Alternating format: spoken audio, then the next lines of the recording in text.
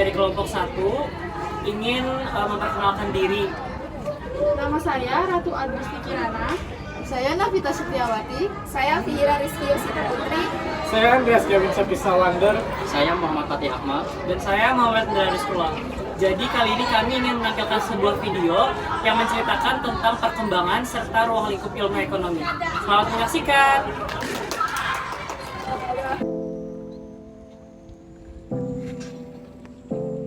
Sejarah serta perkembangan ilmu ekonomi. Adam Smith adalah orang pertama yang mengembangkan ilmu ekonomi sebagai satu cabang tersendiri dalam ilmu pengetahuan.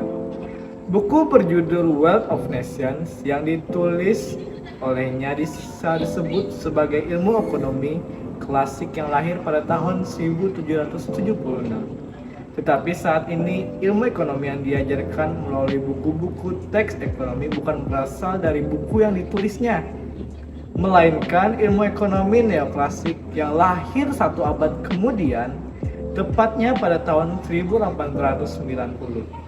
Ilmu ekonomi ini ada melalui karya Alfred Marshall dengan judul Principle of Economics. Kemudian, pada tahun 1936, ilmu ekonomi modern lahir melalui karya J.M. Keynes dengan judul The General of Theory of Employment, Interest, and Money. Nah guys, kita udah masuk nih ke ilmu ekonominya. Pertama, kalian tahu nggak sih ilmu ekonomi itu apa? Jadi, ilmu ekonomi adalah pemanfaatan sumber-sumber daya yang terbatas. Dan untuk memenuhi kebutuhan manusia yang tidak terbatas itu, kita membagi ruang lingkup ilmu ekonomi, yaitu ruang lingkup ilmu ekonomi makro dan ruang lingkup ekonomi mikro. Nah, jadi kan Ratu tadi udah ngejelasin apa itu ilmu ekonomi. Ilmu ekonomi itu terbagi menjadi dua ruang lingkup. Pertama ada ilmu ekonomi mikro sama ada ilmu ekonomi makro. Jadi di sini aku mau ngejelasin apa itu ilmu ekonomi mikro. Ilmu ekonomi mikro adalah cabang ilmu ekonomi yang secara khusus membahas perilaku individu dan perusahaan yang diharapkan pada keterbatasan sumber daya.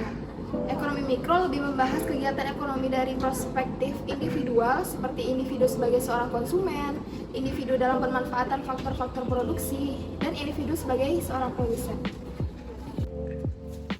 Nah, karena Vira udah jelasin tentang ekonomi mikro, jadi di sini aku bakal jelasin tentang ekonomi makro. Apa sih ekonomi makro itu?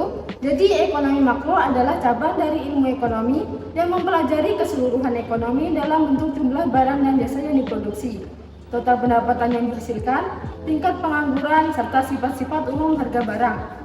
Sehingga ekonomi makro lebih digunakan untuk menganalisis masalah-masalah yang lebih umum, yang lebih besar cakupannya, seperti analisis tentang kebijakan pemerintah mengenai stabilitas harga, tingkat pengangguran, dan pertumbuhan ekonomi. Sekian video yang dapat kami tampilkan, semoga bermanfaat untuk kalian semua. Wassalamualaikum warahmatullahi wabarakatuh.